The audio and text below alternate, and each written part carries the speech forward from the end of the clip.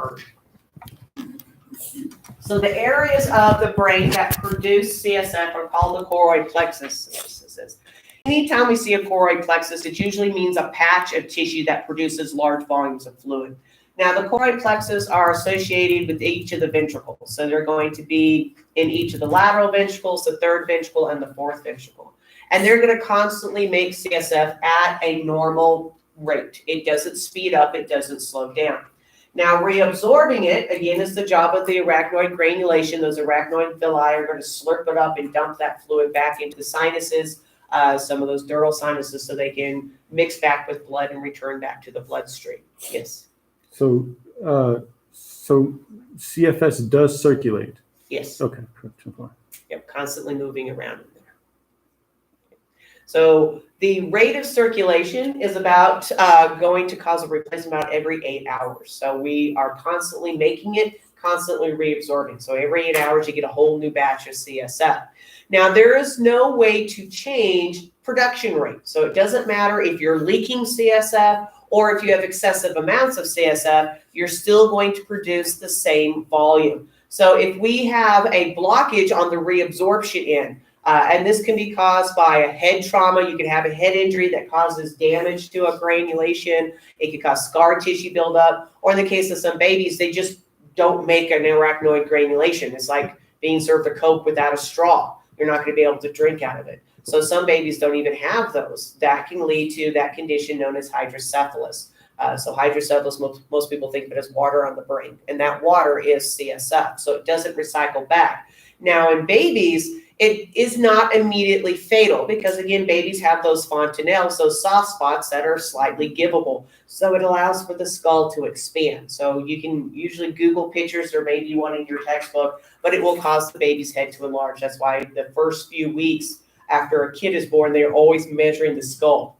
And that way they can make sure if there's hydrocephalus going on. Because if it's just a few millimeters too big, that could be an indicator there could be a problem with that CSF circulation.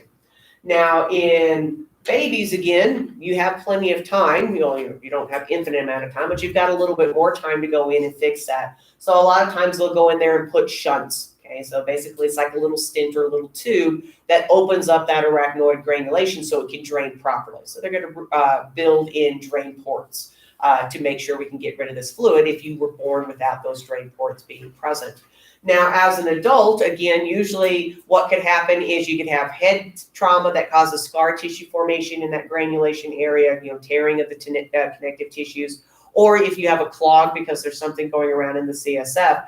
Now, unfortunately, with those adults, they don't have the squishiness of the skull that babies have. So when an adult has hydrocephalus, the skull is rigid, so we can't expand out. So all we can do is expand in. So if we have hydrocephalus in an adult, it is a crucial condition that you have to immediately address. You can't just wait around for a couple of hours. If you know you have hydrocephalus, they go in there and they drain as quickly as they can because it can be fatal in less than 24 hours because that buildup of the fluid can start crushing neural tissue, leading to permanent damage of the brain and spinal cord. So again, that'd be another reason to do a lumbar puncture to act as a release valve for that excess fluid until they can go in there and put shunts in and clean up the mess and make sure we drain properly. So here's showing you those spaces in the brain. The little red squiggles represents the choroid plexus. So you'll have a patch in each of the lateral ventricles, in the third ventricle and the fourth ventricle. And of course, they're going to be constantly flowing from one ventricle to the next and then to the central canal of the spinal cord. We do have these little apertures, basically windows, for the fluid to go out into the subarachnoid space, floating the brain. And then you'll have those arachnoid granulations that's going to slurp up the CSF and dump it into the dural sinuses. So this is showing you the same thing. This one just gives you that close-up of what the granulation looks like, actual arachnoid villi. They're built kind of like soaker hoses. Okay, so when you use a soaker hose, as long as the water's on, water's going to seep through the water hose. It doesn't come out in a solid stream, it just seeps. Okay, that's what it's going to do here. As long as there's more CSF here than the pressure in the sinus, you're going to have it constantly seeping out. So if there's a clog that disrupts this tissue, this balance, or tearing that causes an issue there, or if there's blood pressure problems that are back up in the system, that can change the drainage. So again, this is where they would have to go in and put a little shunt to help drain a little bit more efficiently if we have a backup in the system. So again, those three are physical barriers, anatomical barriers. You can point to the skull and the meninges and the CSF. The blood-brain barrier is a physiological protection. It is a functioning protection. So it's not something you can just point to. It's an interaction between different tissues that's going to give us this boundary between our bloodstream and our brain. Okay, so it makes sure that the brain's environment remains pretty stable. This is important because in the bloodstream, we have constant changes. When you eat nutrients, if it's been a while since your last meal, you're going to have different hormones come out. You're going to be dropping in nutrient content and hopefully mobilizing anything that you've stored up to help keep your balances where it needs to be. When you exercise, you change your distribution of nutrients, you change your hormones, and we don't want to expose the neural tissue to those constant changes. You don't want to eat a banana split and go into a seizure because of all the potassium that was in the banana. Okay. Or you don't want to put too much salt on your French fries that causes depolarization and twitching because you've got too much salt in your diet. So we want to protect the neurons from sodium, from potassium, from the stuff floating around because many of those things can act as a neurotransmitter, causing misfiring and dysfunction. So we want to protect those cells from the craziness that is you. So we're going to have the astrocytes. They're going to stimulate the endothelial cells of the brain capillaries to form tight junctions. So do y'all remember what endothelium is? Endothelium covers the axon, right? Not the axon. It covers the... There you go. Simple squamous epithelium. So it's going to make up the capillaries, cover those capillaries. So asked you that last week, and I warned you I was going to keep asking that question. A&P2, guess what I'm going to ask? Endothelium. Yeah, because, blood vessels, it's got to keep coming up. Okay, so again, being simple squamous epithelium, they're really thin. Elsewhere in the body, if you squeeze too tightly, you cause the rupture, and that's what makes your face get the red splotches after you try to pop a pimple. You've actually ruptured capillaries. We don't want those capillaries to rupture in the brain, or that would defeat the purpose of the blood-brain barrier. It would expose the neural tissue to everything in that bloodstream. So we're going to make sure that the capillaries in the brain are much more protective than anywhere else. And there's three factors that are going to play into that. One, we're going to make sure those endothelial cells, that endothelial membrane is continuous. There's no gaps between the cells. So no gaps means things can't squeeze out of the blood vessels into the neural tissue. Here, we're going to have a relatively thick basal lamina. So we're going to make the capillaries thicker here than anywhere else in the body. Now, you can't make the squamous cells thicker because they are just flat cells, but you can make that basal lamina, the connective tissue underneath it, thicker. And that's going to provide more support and more stability to the vessel overall. And then the astrocytes, their little feet are going to hold on to the capillaries and cover every inch of that capillary. That way, it can't sag, it can't droop, it can't rupture. So those three components together, continuous walls, thicker basal lamina, and astrocytes holding everybody in place, is going to make that blood-brain barrier efficient. Now, the downside is it's just made out of cells. So we do have the same weakness of all cells. We have that selectively permeable membrane. So it's not an airtight seam. It's not a watertight seam. Some stuff can still get through if it can pass through that cell membrane. So here's showing you the endothelial, the capillary in the blood-brain barrier areas of the brain. And this is comparing it to the endothelium of the choroid plexus. So the choroid plexus does not have the blood-brain barrier because if we had the barrier, we wouldn't be able to bring in large volumes of fluid. It's kind of like if we lock the door, we can't bring stuff in the house. So this is what normal capillaries look like. Very, very thin, flat cells. You'll have little gaps in between the cells so nutrients can get out and oxygen and so forth. So choroid plexuses in the ventricle areas are going to have vulnerable spots where we don't have the blood-brain barrier. All the other capillaries, in comparison, we notice they drew them much thicker. That's to indicate having a thicker basal lamina than these other guys. So they're larger to begin with, so harder to rupture. They're going to have tight junctions. That's what these little stitches are supposed to look like to show you that it's a watertight junction instead of having these gaps. And we can see the astrocytes holding on to every little inch of that capillary to help support it in place so it doesn't rupture. Now, since we have that selectively permeable membrane, some stuff gets in, some stuff doesn't. So some stuff that gets in, nutrients, we want that to get in, obviously. So glucose, because that's all our neurons eat is sugar. So we need glucose to come in. Essential amino acids, those amino acids help us to make neurotransmitters so we can communicate with our cells. And of course, electrolytes, just enough sodium, potassium to help keep the balances where they need to be. They're all going to cross the blood-brain barrier using passive means. So this can be diffusion, this can be osmosis, this can be facilitated diffusion, all those things we learned way back in chapter 3 about moving between the cell membranes. Now, big things can't get past the blood-brain barrier. So some of your metabolic waste like urea and creatinine. So again, urea is a byproduct of protein breakdown. So if you go on the keto diet, you don't have to worry about that causing seizures because it's affecting the brain. So that urea, which is that byproduct of having a lot of protein, isn't going to get to the neural tissue. Creatinine. That's a byproduct of creatine. So we learned creatine phosphate is how skeletal muscle stores energy. Now, as we put together and take apart, put together and take apart creatine phosphate, eventually the creatine wears out. So the muscle cell will convert it to creatinine, which is easier to transport, and then we'll put it out into the bloodstream so we can pee it out. So if you're on creatine supplements, or you're exercising a whole lot, you'll produce a lot of creatinine. So again, somebody who tests urine can tell if someone has a high protein or high sugar diet, can tell if they're athletic or not, just by that byproducts. So you don't have to worry about going to the gym and it causing muscle tremors because it causes misfiring of the brain. So it doesn't matter how much or little you exercise, how much protein, little protein, those wastes aren't going to affect your neural tissue. Hey. Could you imagine that'd be part of the Atkins diet? Good news, you'll be skinny. Crazy as hell, but you're going to be skinny. You don't have to worry about it affecting your brain. Big proteins can't get in. Certain toxins can't get in. So whenever you have food poisoning, the food poisoning itself can't get to most of your brain because of the blood-brain barrier. So you don't have to worry about that one.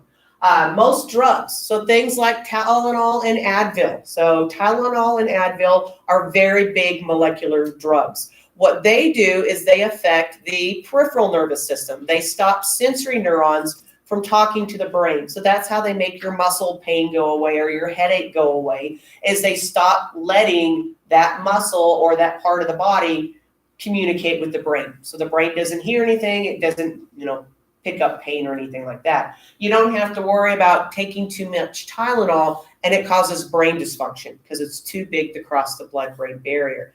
Now, unfortunately, aspirin does cross the blood-brain barrier. It's little enough it could sneak by. So if you take too much aspirin, it could cause neurological damage. It can cause brain damage, where Tylenol and Advil can't because it can't cross that. So aspirin actually stops your pain at the brain instead of at the peripheral nervous system like Advil or Tylenol.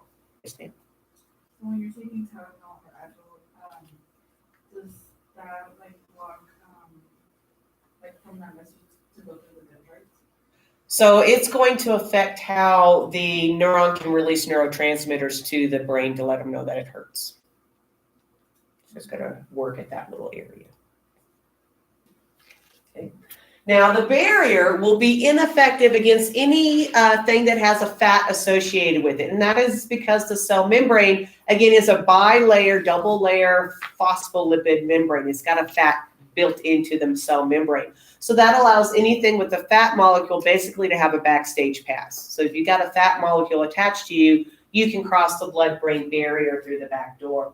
So fat-soluble molecules, fatty acids can get in. Oxygen and carbon dioxide, which we want to get in because, we want oxygen to go to our brain.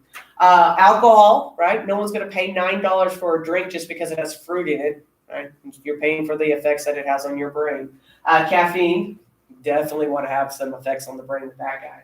Heroin, because nobody does heroin for the dental plan, right? Yeah, we don't want to do that. Don't do drugs. Nicotine will cross the blood-brain barrier, which is why people have such big reactions when they try to get off of cigarettes, is because their brain becomes dependent on the nicotine. and anesthesia can put you to sleep. So yay for that one. So those guys can sneaky past the blood-brain barrier. Now, as mentioned, it's going to be absent where we have the choroid plexus, so we can bring in large volumes of fluid, making the CSF. It's going to be absent around the medulla where we have the vomiting center. So the job of the vomiting center is to check for toxins in the blood. So obviously, if the blood-brain barrier was there, we wouldn't be able to check for toxins. So if you go to IHOP and you get some food poisoning, remember back in the day when IHOP kept trying to kill people? Seriously. Yeah, it's because they didn't wash their syrup. They had E. coli on their syrup. Awkward. That's why it's not on the table anymore, so they don't have to wash it. Awkward. But anywho, whenever you have food poisoning, you don't worry about it causing brain damage because the blood-brain barrier protects us against that food poisoning. But that toxin is floating around in the bloodstream. So the medulla has that vomiting center, and if anything becomes toxic, whether it's a good thing or a bad thing, the medulla is like, oh, we got to get rid of this. So let's vomit it up because the odds are we ate it. Okay, so we're going to start vomiting a lot. That's why you vomit with food poisoning. Unfortunately, you vomit if anything becomes too toxic, whether it's drugs or alcohol. That's why people throw up whenever they drink too much, or if they take too many pills, they'll throw up. Again, toxic levels. This is why women get morning sickness. There's just so many freaking girly hormones that the medulla is like, this is disgusting. Get rid of it. And you start vomiting. It doesn't realize it's you. Bless its heart. The medulla is like, this is toxic. It's all estrogen and progesterone. It's horrible. It's like, yeah, we know. Okay. But that's the vomiting center. It's going to be able to basically tap into and see if there's anything floating around we need to get rid of. We're also going to have it absent around the hypothalamus. The hypothalamus is basically the monitoring service. It's going to make sure the hormones are right. You got the food you need, the fluids you need, all that kind of fun stuff. And it can't check your hormone levels, fluid levels, nutrient levels if it can't basically put a dipstick in. So it has the ability to have direct access to the bloodstream. So the area around the third ventricle and the fourth ventricle has the choroid plexus and the vomiting center. The third ventricle has the hypothalamus checkpoint and more choroid plexus. Because of those areas are missing the blood-brain barrier, these are our weak points. It's just like the weak point in your house are your windows and your doors. If someone breaks in, they're going to go in through the window and the door. So if we have a virus or a disease pass from the blood into the brain, this is usually where it crosses over at the third or fourth ventricle because we don't have that blood-brain barrier present. So that's where we're going to have issues if we have anything cross over. Now, the blood-brain barrier, not well developed in newborns and preemies. This is why you really have to watch out what you feed your babies. When you have newborns and preemies, you don't feed them honey. You're not supposed to feed babies honey until they turn 1. Now, the blood-brain barrier will be well established before the age of 1, but because it's a functioning barrier, not a physical barrier, some kids develop it faster than others. So to make life easier, we just say 1, because by then it should be built. It should be functioning. You don't want to be that one person to give your kid honey at 6 months and their barrier isn't complete. Because honey has bacteria from the gut of the bee, because all it is bee vomit. So if that bacteria crosses, it can cause neurological damage. Okay, so certain foods, certain medications are given different amounts to kids or not given at all to kids because they can cross that barrier if it's not well established. So babies got to be careful. Don't take your kids drinking. They just can't hold their liquor. Okay, they're going to have the barrier there. Okay, questions about protecting our brain?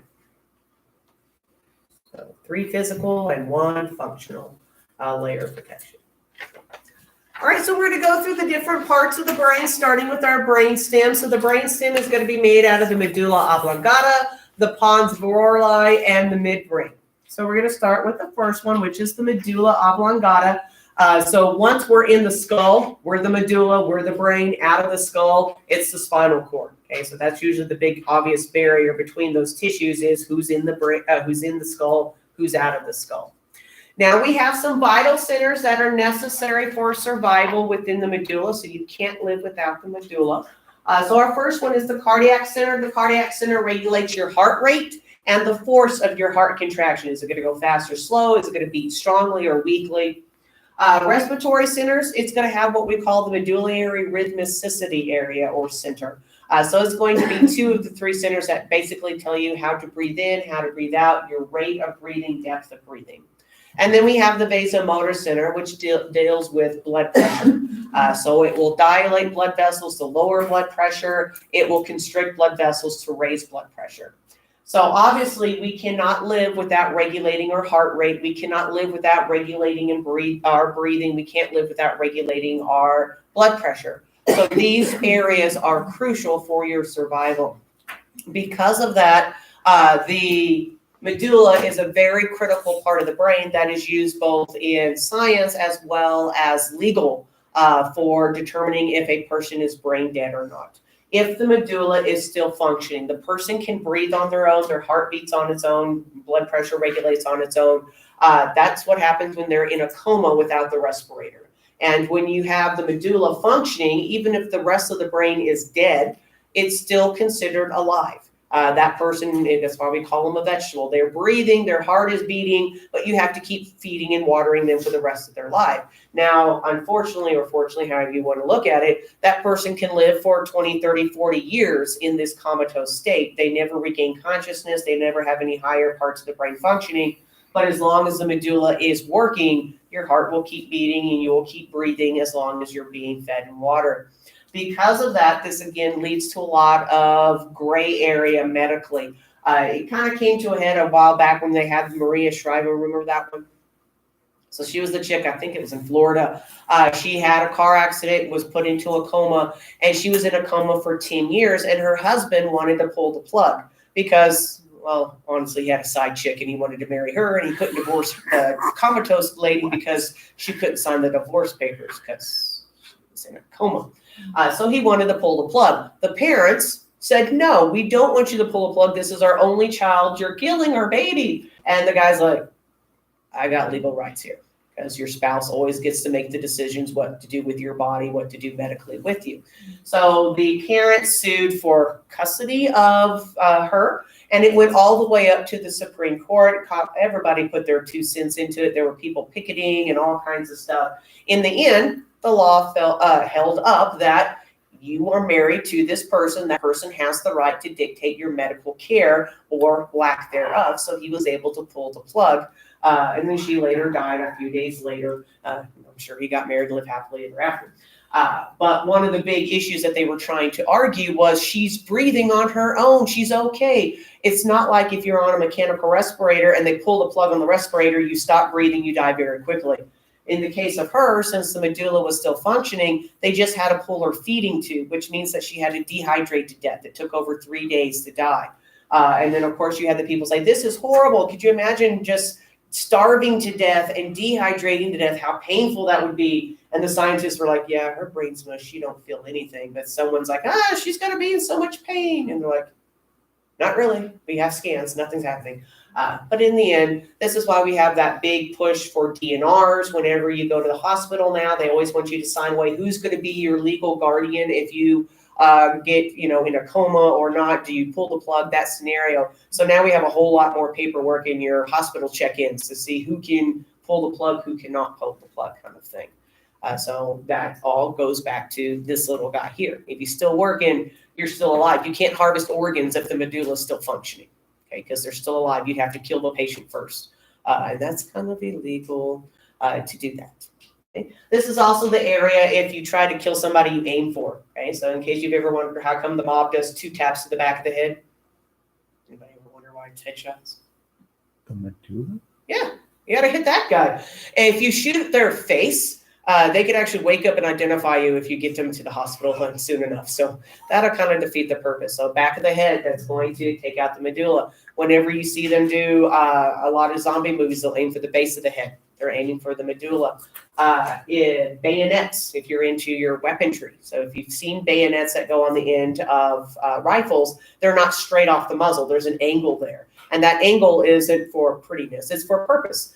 You put the point of the bayonet at the top of the skull, and it will aim the rifle barrel at the medulla. So the Army only has to use 1 bullet to kill somebody. So Army being very efficient at killing somebody. This is also why back in the day before we had morphine, really before the Civil War, most of your surgical kits and hospital kits came with a big spike and a hammer. And a lot of times you'll see them on TV shows. They're like, oh, that's because they're hunting vampires. You're like, no, that would be fun. No.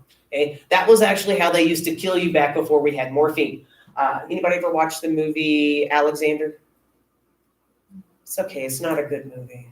It's, Angelina Jolie is the mother, so that's messed up because she's not very motherly. But anywho, there's a scene after the first battle, and Alexander the Great's in the hospital tent, and he's going around giving morale boost to everyone dying. And there's a scene with a soldier who is dying, and he's in agony, and they're giving them "You're the man" speech, because anytime you're in a movie setting and you're dying in battle, they always tell you how awesome you are instead of how much you suck, right? You're so great. You fought those good fights, and we're so proud of you. It's not like, dude, you should have died faster. You killed so many people on the battlefield. But anywho, when you watch that scene and he's getting the "You're the man" speech, you can actually see the spike coming into the back of the head, and then you hear the hit. So before we had morphine and drugs to kill people if they were dying too slowly, you had a nice big spike, and doctors or surgeons would put the spike at the base of the skull and hammer it in, and it would sever your medulla, so it would kill you quicker. So if you had a gut wound or something like that, and instead of letting you die for the next week where you're just ruining everybody's morale because you're still there whining about dying or something, they just put you out of your misery really quickly. So back of the head, that's where it takes you out. Look at that. We're learning all kinds of stuff we're not going to apply to real life. Unless it's a zombie show, the news back then. Now, there are interconnections between the vasomotor and the cardiac center and the respiratory center. So if one changes, they're all going to change. So if your heart starts racing, you'll breathe faster. Your blood pressure will go up. If your heart rate slows down, your breathing will slow down, your blood pressure will go down. This is why a lot of times when people have stress or anxiety attacks or anger issues, they'll tell you to take deep breaths, slow your breathing down, count to 10. They do that because you can consciously alter your breathing. And if you lower your breathing rate, it automatically lowers your heart rate and your blood pressure because they're all connected through the medulla. So that helps to pull you out of that anxiety attack or to lower your heart rate when you're super angry. That way you don't have a heart attack or something. So controlling your breathing can alter your heart rate and your blood pressure because of the interconnections. Yes, ma'am? So they're just one thing. Correct. They're just slowing things down. There's a reason for it. I thought like being scared or anger could strengthen is a form of strengthening your heart. Like when that like jolt of what is it? Adrenaline? Yeah. It's not so much strengthening your heart, just makes it work harder. Okay. Yeah, it's like exercise. I guess if you get scared enough, it'd be like if you ran marathons a lot. Unless that one time you have the heart attack. Beware, that heart. He's a wiener. And he's going to give out eventually. Non-vital centers we have in the medulla. We have your vomiting center, your sneezing, your coughing, your hiccuping. So if you have a sneezing fit or coughing fit, now you know who to blame. Freaking medulla. Okay. Now the cranial nerves that come from the medulla, we're going to have our vestibular cochlear nerve 8, the cochlear branch. This is the hearing branch. We have glossopharyngeal 9, vagus baby, vagus 10, accessory 11, and hypoglossal 12. So half of 8 through 12 come off of the medulla. And there's our medulla doing medulla-y things. See? Your pons. Now the basal portion of the pons kind of acts like a relay station for motor fibers from the cerebrum and the cerebellum. So again, the cerebrum is your conscious part. So if you want to walk 5 feet, your cerebrum goes, hey, feet, go 5. And then the cerebellum goes, don't fall over while you're doing it. So it's going to allow communication, kind of like a switchboard operator. If you're not aware of switchboard operators and want to giggle, YouTube, Lily Tomlin and the switchboard operators. Other parts that are in the pons, we have the pneumotaxic area. The pneumotaxic area is going to inhibit sustained inspiration, contributing to expiration. That's the fancy way to say it stops you from breathing in too much. So you can't breathe in to the point that your lungs explode because that's awkward. Okay, so you're going to stop before you pop, which is a good thing. The apneustic area sends stimulatory impulses to the respiratory area that activate and prolong inspiration, thus inhibit expiration. So these two parts of the pons tag team the medulla, and they say breathe in, and then we'll say breathe out. So they're just going to help influence what the medulla is doing, so we don't breathe in too much that our lungs pop, and that we don't breathe out to the point that we pass out. So they're going to help encourage the breathing. Cranial nerves coming from the pons, we have trigeminal 5, abducens 6, facial 7, and vestibular cochlear nerve 8, the vestibular branch. The vestibular branch is balance and equilibrium, which makes sense since the pons is talking to the cerebellum a lot. It needs to be able to tell the cerebellum, hey, here's equilibrium stuff coming in from the ears. So here's our pons, and we can see the different parts of the pons that are working through the system, and here's our pons again from the backside. The midbrain mesencephalon has several structures associated with it. So the first one, again, we have that cerebral aqueduct, that drain port from the third ventricle into the fourth ventricle. We're going to have the corpora quadramina, which is a fun big word. Corpa means body. So Corpus Christi actually means body of Christ, which is probably why that smells bad. It smells like a body. Okay. Now quadramina, quad means 4, and ramina means ridges. So corpora quadramina means 4 body ridges. So basically 4 bumps is the fancy Latin way to say, look, the 4 bumps. Now the 4 bumps, you're going to have 2 superior colliculi, 2 inferior colliculi. 2 plus 2 is 4. So the superior colliculi deal with visual reflexes, auditory reflexes go through the inferior colliculi. And we're also going to have the cerebral peduncle, which is just fun to say, right? Little peduncle, dunkle in your trunk. The cerebral peduncle is a motor relay system. Okay, so it's basically axons going from the spinal cord and cerebellum and pons up to the cerebrum, and from the cerebrum down to the spinal cord. So it's basically wiring going from one end to the other. So looking at the functionality of our midbrain, of course, we've got our information going from one end of the brain to the other, go through the cerebral peduncles. We have the superior inferior colliculi that are going to deal with reflexes. So the superior colliculi deal with visual reflexes. So concerned with objects seen that are approaching the body and require a muscle response to avoid. So if someone throws a ball and you duck, that's the superior colliculi. So 2 for flinching, that's the superior colliculi. And some people's are very sensitive, so they just kind of barely see something at the side and then jump. Okay, that's the superior colliculi. Some of us have very sensitive ones. Prey animals have very sensitive, which is why it's so hard to sneak up on them sometimes, because any little twitch and they go crazy. Okay. The inferior colliculi deals with auditory reflexes. So if we need to turn our good ear to someone who is talking very quietly or to lean away from something that's very loud, that's going to be the inferior colliculus telling us to do that. It monitors certain writing reflexes concerned with maintaining normal posture relative to the eyes and the head. So again, you can process that information. So even if you're a head tilter, your brain will know it's just your head tilting and not the entire body tilting. So we can have normal posture while we're walking around. It's going to have an area called the red nucleus. Again, it's called the red nucleus because there's a lot of blood vessels there. So when you slice the brain, it's a patch of red. This is where we're going to have subconscious control for upper limb position. So the rubiospinal tract starts in the red nucleus. So what is our muscles going to do from our elbow to our fingertips while we're walking? And then we're going to have the reticular activating system, which the abbreviation is RAS. I remember the reticular activating system because it helps to get your ass out of bed in the morning. Okay, so it's going to maintain muscle tone while you are conscious. So this is where that reticular activating system is going to lead to the reticulospinal tract. So if the system is operational, our muscles are turned on and we have muscle tone.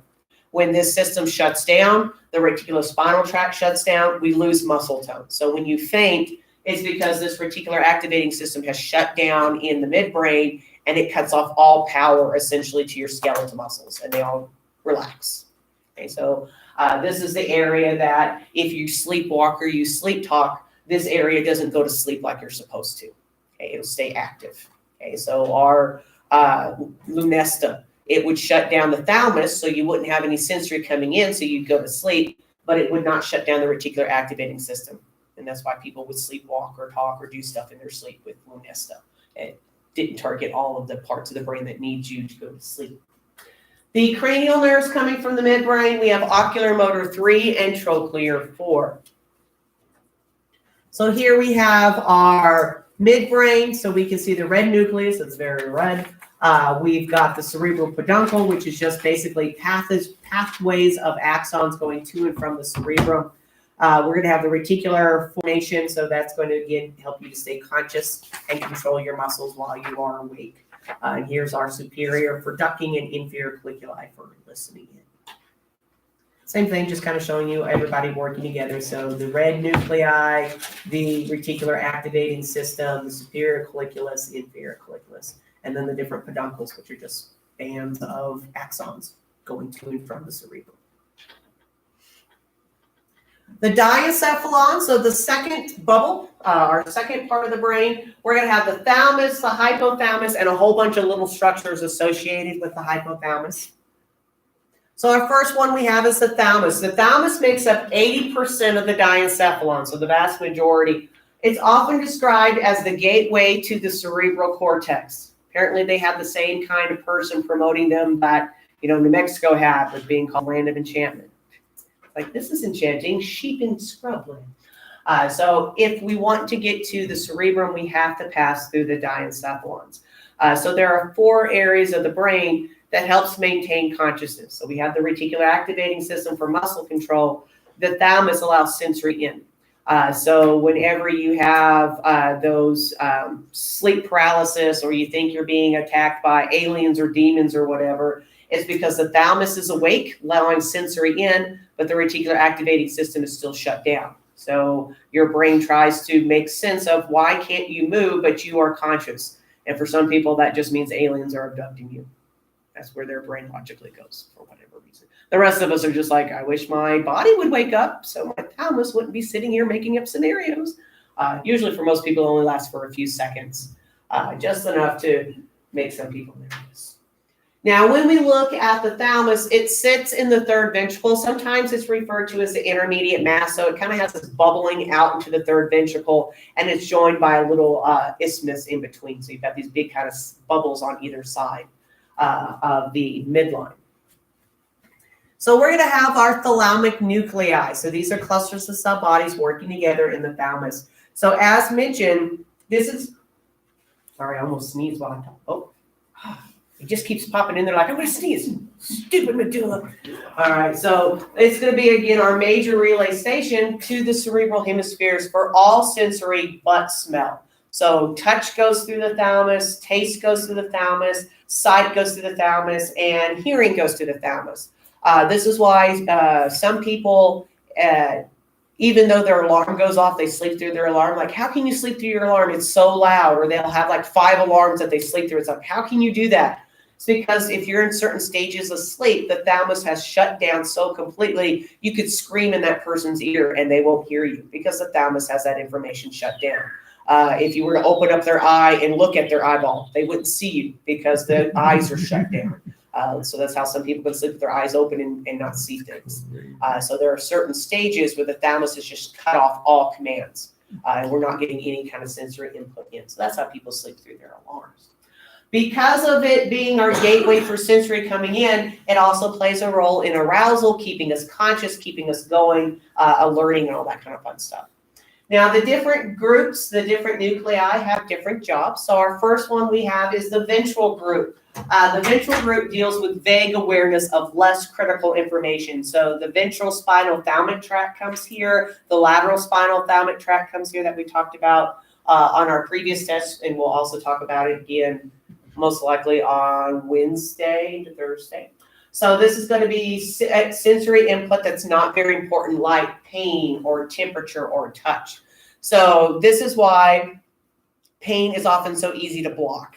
Okay, so if you've ever noticed that, like if you went to the gym or did something, you wake up the next day and you're sore and you start to do stuff and the soreness goes away, and then when you sit still, the soreness comes back.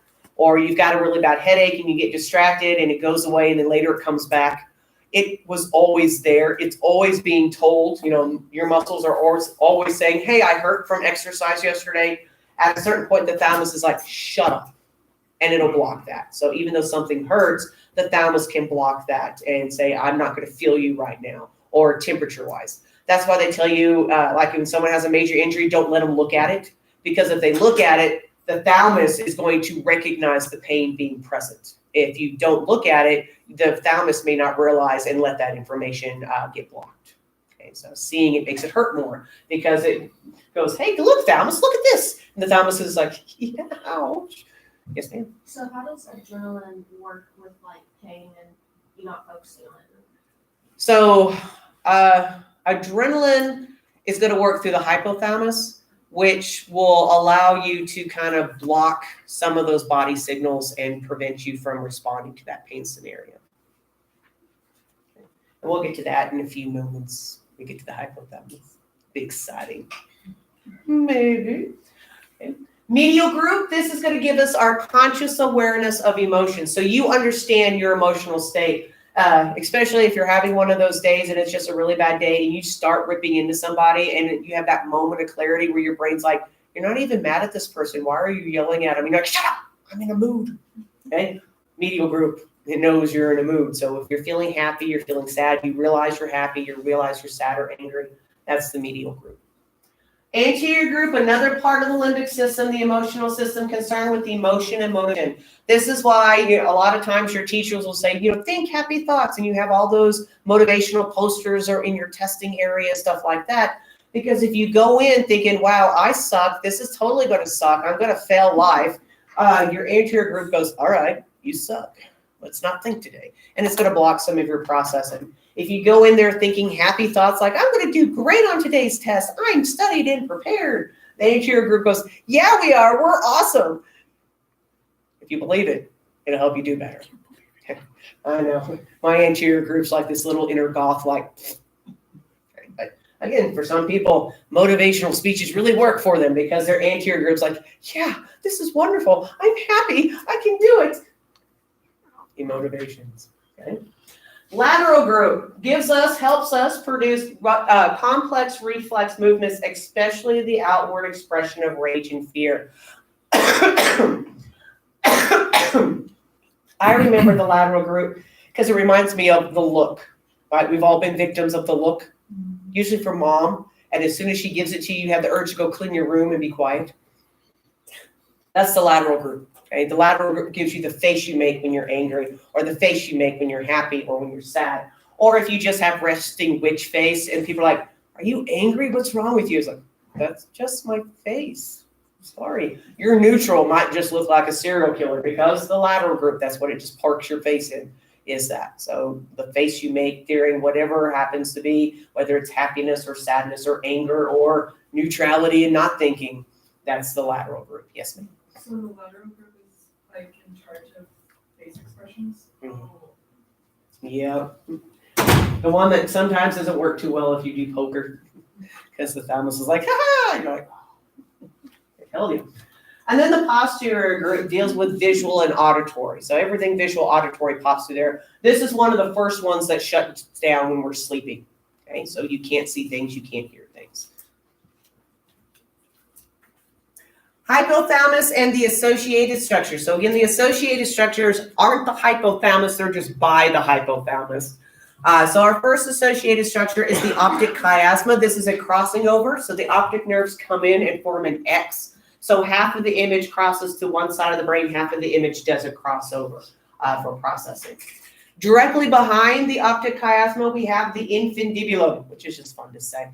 It's a little stick or stalk that holds the pituitary. So the pituitary hangs off of the brain, and the infundibulum is what attaches it. Now, the pituitary gland, we're not going to get into detail with because it does your endocrine functions, and that's an A&P2 thing. So take me for A&P2, and we'll get into this in spring too, or avoid me, whatever works for you. Okay. Behind the infundibulum, we have the mammillary bodies. The mammillary bodies are two rounded structures. So somebody thought, oh, it looks like little boobs. But they couldn't call it that because it was tacky. So they're like, we'll call it mammillary bodies, which is the science way to say little boobs. That's all they mean. This is why you shouldn't allow some people to name parts of the brain. if you've ever looked at species names, there's a lot of really crazy species names because some people should not be allowed near the naming buttons. Okay, so that's these little guys. This is your relay for smell. Okay, so sight and sound and touch and taste all go through the thalamus. The mammillary bodies is where smell comes through. This is why it's really hard to block your sense of smell. If you've ever talked to people, it's like, oh, if their house caught on fire, it's like, what woke you up? You're like, the smell of smoke. Okay, that's why we use smelling salts to wake people up if they're unconscious. It's because we can't shut down the smell like we can everything else because it's not hooked up to the thalamus, it's hooked up to the mammillary bodies. It's going to go straight through the cerebrum to cause you to wake up if you need to wake up, that kind of scenario. And that's why we have those strong reactions, right? I can hear vomit, I can see vomit, you smell it, and I'm going to vomit. So a lot of people have a strong reaction to smell because it doesn't get blocked like the other guys do. Not only is it going to be our relay station for smelling stuff, but it's also going to have our reflexes for feeding. So chewing and sucking and licking and swallowing. So you don't have to teach your kid how to suck on a bottle. They're going to do it automatically. And unfortunately, every now and then you'll have those people that'll stick their finger in baby mouths because I don't know what they're thinking. But they're like, oh, the baby's sucking one finger. It means they're hungry. It's like, no, it means you stuck something in their mouth. It's a reflex. You put a pacifier, they're going to suck on it. It doesn't mean they're hungry. It means you stuck something in their mouth. The mammillary body goes, there's something in my mouth. I need to chew on it. Okay? It's just a reflex movement. So there's our playas. So we have the optic chiasma, and directly behind that, you will have the infundibulum holding the pituitary gland in place. And then we will have the mammillary bodies after that. And those structures are all underneath the hypothalamus and the thalamus. This is what it looks like in a real brain. A lot of times the infundibulum breaks when they remove the brain from the skull. The pituitary gland gets stuck sitting on its saddle on the sella turcica. So it stays with the skull itself. So when we see our brain models in lab, unfortunately, the pituitary glands are detachable. So at some point, they all fell off and no one put them back on. So we have like a whole handful of pituitary glands in a corner of one shelf. And the rest of the brains are in the different rooms. Okay, so that's where they would be. And there's our mammillary bodies and the optic chiasm. Okay, got any questions? All right. Hypothalamus. This is our major visceral control center. It's going to really work with our homeostasis, keeping us in our happy zone, not too wet, dry, whatever. It is also going to serve as an important link between the nervous system and the endocrine system. So you can get scared and release adrenaline so you can run away. Okay, so you can match up your hormones and your nervous system responses. So the different jobs of the hypothalamus. One, temperature regulation. So if you are hot and you need to cool off, it's going to tell your body to start sweating. It's also going to tell you to decrease muscle tone because muscle contraction generates heat. That's why we want to just kind of sit and relax when we get too hot. It's also going to dilate the blood vessels in your skin to help radiate heat. If it's cold outside, opposite, it's going to decrease or constrict the vessels in your skin so the blood stays at the core of the body. It's going to tell you to stop sweating. It's going to tell you to start shivering to generate body heat. It's your hypothalamus that makes you either a cold-natured weenie or one of those hot-natured freaks. Anybody else have those issues? It's usually because you live with somebody that's the opposite of you. Like, I'm cold-natured, my kids are hot-natured. So to keep the fighting to a minimum, we set the temperature at 74. And at 74, I'm wearing sweatpants and I've got a blanket on the couch, you know, whining about how cold I am. And my kids are running around in their underwear, sweating, complaining that I'm a lizard and that it's hot as hell in here. So, children, it's like as soon as you guys move out, that thermostat's going up to 86. I'm going to be warm one day. And they're like, you're horrible. Yes, my hypothalamus is very much a weenie. Okay? It's your body. You can't help it. It's your hypothalamus. It's your thermostat. Pituitary functions. So the pituitary gland tells your body to do a whole lot of stuff hormonally, but the pituitary gland cannot work on its own. The hypothalamus has to tell it what to do. So you can think of the hypothalamus like the mob boss, and the guy who breaks your kneecaps can't break your kneecaps unless, you know, Al Capone tells you to do that. So the hypothalamus has 9 different chemicals that it can tell the pituitary gland to release hormones so you can grow or ovulate or whatever it is that you happen to be doing. Regulation of water concentration. So the hypothalamus, again, looks at your blood osmotic concentration, your solids to liquids. If you have too many solids, not enough liquid, it will produce and release the hormone ADH, antidiuretic hormone, and you won't urinate as frequently. And that allows you to retain more water. That will dilute you down. If you get over diluted, it stops releasing ADH and you go potty. Okay, so it's going to help you manage those water levels that way. Food intake, it tells you if you're hungry or not. So if your stomach is empty, it'll send a signal to the hypothalamus, and the hypothalamus will make you be hungry. If you ever have one of those moments where you eat a whole bag of chips and you didn't realize it, it's because the hypothalamus forgot to tell you to stop eating. He's the one to blame for that one right there. It takes a little while for the stomach to stretch and signal to the brain that we're done eating, that we're full. So you'll often hear, it takes 20 minutes for your stomach feels full. Your stomach feels full instantly. It takes 20 minutes for the hypothalamus to get the signal like this, stop eating. Okay. Not only does it tell you you're hungry, it knows that if you're going to eat, you need to digest. So it's going to tell you to make gastric secretion so you can digest your food.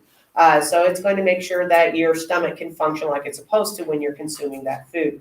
Now, unfortunately, the hypothalamus is closely linked to your emotions. So this is why some people, they get really depressed and they want to eat a whole pint of ice cream, or they get really depressed and they eat a whole cake. Why? Because the hypothalamus is like, I'm having a really bad day. You know what? Let's eat. And you're going to eat. Okay. And if you don't eat, even though you may not be eating, your hypothalamus still says, let's make gastric juices so we feel productive with our life. So if you get stressed out and you don't eat, but you make gastric secretions, that gastric acid has to do something, and it can eat a hole in your own stomach lining. So this is where you have that link between stress and emotional problems and ulcers. So some people get stress ulcers because your hypothalamus is like, I'm going to help us feel better. Let's make some gastric juices. And your stomach's like, what the hell, people? Oh, you're going to eat yourself. So bless its heart, it's not always the most wise guy to be in charge of your body because it has problems coping.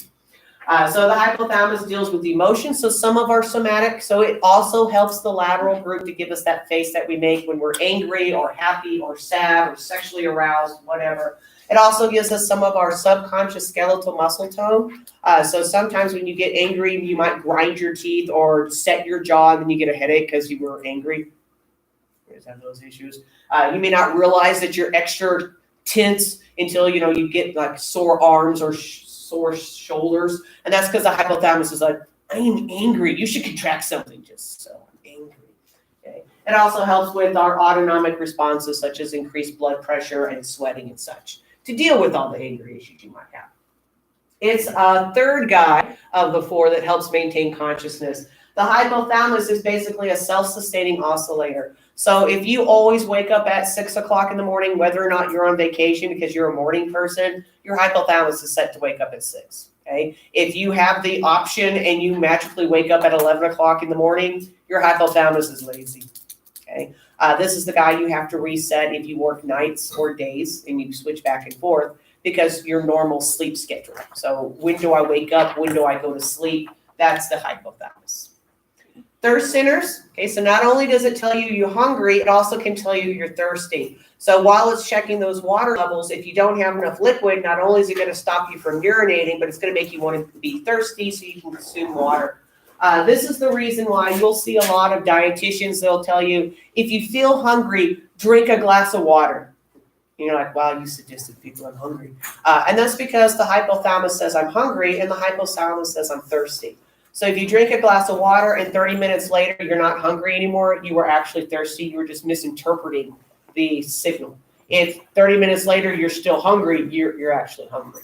Because our body, we're kind of prone to eat. So if the hypothalamus goes, I'm thirsty, you're like, you want a cheeseburger? And the hypothalamus is like, no, I want water. Cheeseburger. Okay, so we try food.